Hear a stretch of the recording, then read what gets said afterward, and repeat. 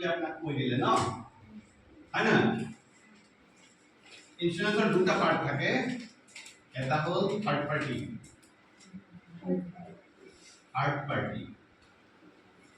ঠিক আছে এটা কমন ল্যাঙ্গুয়েজ থার্ড পার্টি আর এটা হল হোম ডেমেজ তার মানে আপনার গাড়ীখন যদি আপনি স্কুটিখন কিনিছে স্কুটিখনৰ ভ্যালু সাপোজ আপোনাৰ 80000 ঠিক আছে এই 80000 এৰ এগেইনষ্টত আপোনাৰ লৈছে ধৰক ইয়াত আপোনাৰ টকা 2000 লগে ঠিক আছে এই থাৰ্ড পাৰ্টি লায়াবিলিটিৰ কাৰণে 5 ইয়াৰ্ছৰ কাৰণে ললে ধৰক আপোনাৰ 5500 ঠিক আছে এটো 5 ইয়াৰ্ছৰ কাৰণে লৈছে তাৰ পিছত আপোনাৰ ওনাৰ ড্ৰাইভাৰৰ নিজৰ কাৰণে ললে 5 বছৰৰ কাৰণে ললে 750 ঠিক আছে তাৰ পাছত আহি গ'ল টোটাল আহি গ'ল তাৰ পিছত জিএসটি লগালে 18% জিএসটি লগাই টোটাল আহি গ'ল ইয়াত চাপো 7000 মই এনে এক্সাম্পল কৈছো দেই এটো প্লাস এইখিনি লগাই 7000 মান এতিয়া আপোনাৰ এই পলিচিটো ডিলাৰে দি দিলে আপুনি ভাবি আছে মোৰ স্কুটিখন 5 বছৰৰ কাৰণে ইন্স্যুৰেন্স আছে আপোনাক পুলিচে নকৰে পুলিচে চেকিং কৰিব তেওঁলোকৰ মোবাইলত চাব তাৰ পিছত ক'ব যাওক আপোনাক একো নকৰে যে এবছৰ পাৰ হ'ব পলিচিটো সাপোজ আজি হ'ল আপোনাৰ 24 তাৰিখ 24 মে 2025 to 23 মে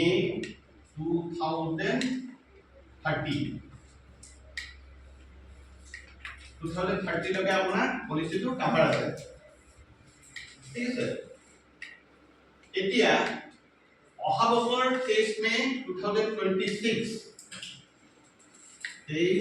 মে 2026 ত আপোনাৰ এই প্ৰিমিয়ামটো কভাৰটো শেষ হ'ব এই কভাৰটো 5 বছৰলৈকে থাকিব যেটো পুলিচে নকৰে ৰাস্তাত আপোনাক এটো শো হৈ থাকিব তেওঁলোকৰ মোবাইলত তেওঁলোকে দেখিব ইন্স্যুৰেন্স হৈ আছে 5 বছৰৰ কাৰণে আপুনি স্কুটিখন ৰাস্তাত চলাব পাৰিব কিন্তু আপুনি যদি এবছৰৰ আগে শেষ হোৱাৰ আগে যদি এই পাৰ্টটোৰ প্ৰিমিয়াম নিদিয়ে তেতিয়া আপোনাৰ স্কুটিখন চুৰ হৈ গলে আপুনি পইচা নাপাব এক্সিডেন্ট হলে পইচা নাপাব ঠিক আছে গতিকে এবছৰ হোৱাৰ আগে আপুনি আকৌ ডিলাৰতে হোক বা বীমা কোম্পানী অফিচতে গৈ হোক বীমাটো কৰাই ল'ব হ'ব যে মোৰ এই পলিচিটো 5 বছৰৰ কাৰণে আছে কিন্তু স্কুটিখনৰ কাৰণে কৰা হয় থাৰ্ড পাৰ্টিৰ কাৰণে কৰা হয় ঠিক আছে থাৰ্ড পাৰ্টিটো 5 বছৰ আছে যেতিয়া 5 বছৰ শেষ হ'ব তেতিয়া এইটো পাৰ্ট একেলগে কৰিব লাগিব দুইটা একেলগে কৰিব লাগিব সেইটো কয় পেকেজ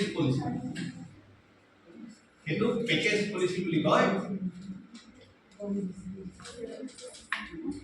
আৰু সেইটো সদায় 1 ইয়াৰ হ'ব দেই সেইটো 1 ইয়াৰ হ'ব তেতিয়া এনে আপোনাৰ 5 বছৰলৈকে হ'ব এই 5 বছৰ শেষ হ'ব তাৰ পিছৰ পৰা পলিচি বিলাক 1 ইয়াৰ হ'ব নতুন গাড়ীৰ ক্ষেত্ৰত এইটো 5 বছৰ নহয় এইটো 3 ইয়াৰ্ছ হয় প্ৰাইভেট কাৰৰ ক্ষেত্ৰত এইটো 3 বছৰ হ'ব এইটো একেই হ'ব এবছৰ পিছৰ আকৌ নতুনকৈ এইটো কৰিব লাগিব আৰ 3 বছৰ হেৰি হলে 3 বছৰ কৰিব লাগিব শেষ হলে দুইটা একেলগে কৰিব লাগিব কিন্তু কমাৰ্চিয়েল ভেহিকলৰ ক্ষেত্ৰত সদায় 1 ইয়াৰ পলিচি হয় যেটা কমাৰ্চিয়েল ভেহিকল সেইটো এবছৰ কৰি দিব লাগিব এতিয়া এই যে পাৰ্সোনাল এক্সিডেন্ট কভাৰটো ইয়াত লৈছে ইয়াত প্ৰিমিয়ামটো 5 বছৰ কাৰণে এটা প্ৰিমিয়াম লৈ লৈছে পাৰ্সোনাল এক্সিডেন্ট কভাৰ সাপোজ যাৰ নামত এই স্কুটিখন আছে তেওঁ ৰাস্তাত এক্সিডেন্টত ঢুকালে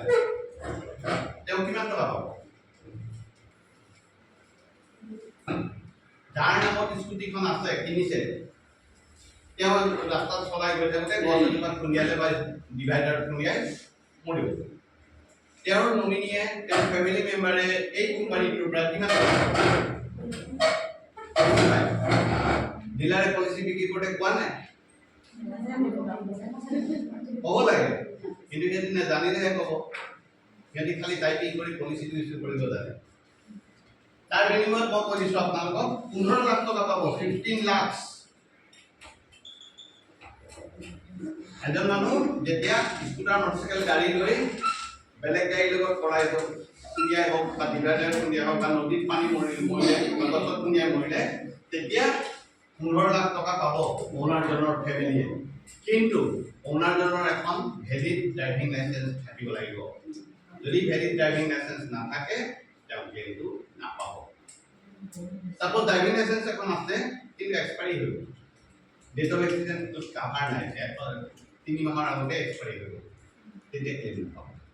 এটা পাৰ্টিকুলাৰ পিৰিয়ড থাকে ড্ৰাইভিং লাইসেন্সখন ৰিনিউ কৰিবৰ কাৰণে 90 ডেজ তেনেকে বা 1 মাহ 30 ডেজ কোনোবা ষ্টেটত তেনেকে এটা সময় থাকে। এই 30 ডেজৰ ভিতৰত যদি এক্সিডেন্ট হয় তেতিয়া পাব, কিন্তু 30 ডেজটো ক্ৰছ কৰিলে তেওঁ ক্লেইম নাপাব।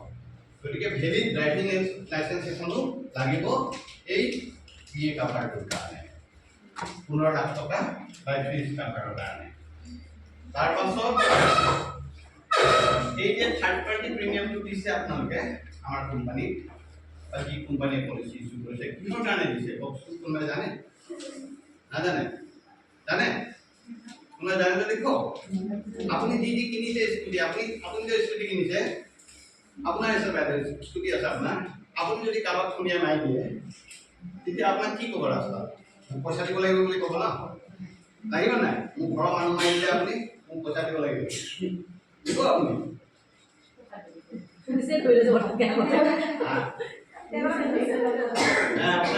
আপোনাক ক'ব মোক পইচা দিব লাগিব, তেতিয়া কি কৰিব আপুনি? পইচা দিব? কিমান দিব? 1 লাখ, মেক্সিমাম 1 লাখ দিব, 50,000 দিব, মানে বা সেইটো দিব পৰা ক্ষমতা আপোনাৰ নাথাকিব পাৰে। সেইকাৰণে ইঞ্চুৰেঞ্চটো কৰাব লাগে। যি কোম্পানীয়ে ইঞ্চুৰেঞ্চ কৰিলে সেই কোম্পানীয়ে দিব, লাগিলে 20 লাখেই হওক, লাগিলে 2 কোটি টকাই হওক।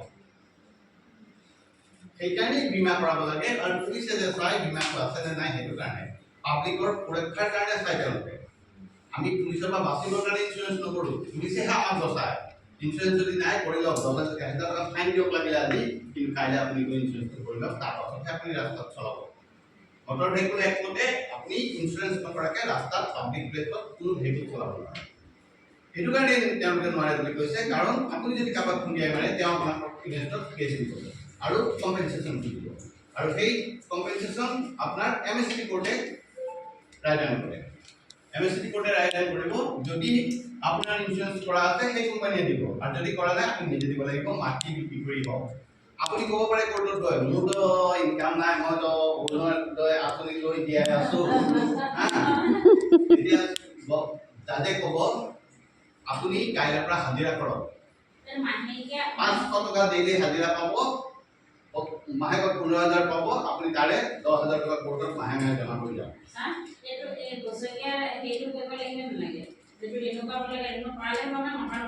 কোনটো? এইটো 5 বছৰ কাৰণে নালাগে, 5 বছৰ কাৰণে কৰি থৈছে, 5 বছৰ শেষ হোৱাৰ পিছত 2টা একেলগে কৰিব লাগিব। বা আপুনি তেতিয়া অকল টিকিটো কৰিব লাগিব, এইটো কম্পালচৰি। এইটো নকৰিলেও স্কুটিখন চুৰি হ'লে আপোনাক পইচা নালাগে, এক্সিডেণ্ট হ'লে পইচা নালাগে, কিন্তু এই পলিচিটো আপুনি নকৰাকৈ ৰাস্তাত নচলাব, থাৰ্ড পাৰ্টি পলিচি নকৰাকৈ নচলাব। সেইটো কাৰণে নচলাব, চলালে আপোনাৰ ঘৰৰ পৰা পইচা যাব, আৰু বীমা কৰিলে বীমা কোম্পানীয়ে দিব। ঠিক আছে? সেই এমাউণ্টটো কোনো লিমিট নাই, সেইকাৰণে ইঞ্চুৰেঞ্চ নকৰাকৈ নচলাব। সাপোজ আপুনি এজন ইঞ্জিনিয়াৰক খুন্দিয়াই মাৰি দিলে, ইঞ্জিনিয়াৰজনে মাহে 2 লাখ টকাকৈ ইনকাম কৰি আছিলে, তেওঁৰ কোৰ্টে হয়তো তেওঁক ভাৰ্ডিং দিব 1 কোটি টকা দিব, আৰু 1 কোটি টকা দিব। সেইকাৰণে বীমা কৰিব, আৰু যি বীমা কোম্পানীয়ে কৰিব আপোনাৰ স্কুটিখন ইঞ্চুৰেঞ্চ, তেওঁলোকে 1 কোটি টকা দি দিব, তেওঁলোকে দি দিব। সেইকাৰণে বীমা নকৰাকৈ কেতিয়াও নচলাব, আনকো দি দিব। বীমা যেতিয়া কৰা নাই হ'ব, আগতে ইঞ্চুৰেঞ্চ কৰি লওক, তাৰ পাছত চলা। ড্ৰাইভিং লাইসেন্স আছে না সুধিবলৈ সুধিব, তাৰ পাছত চলাবলৈ দিব।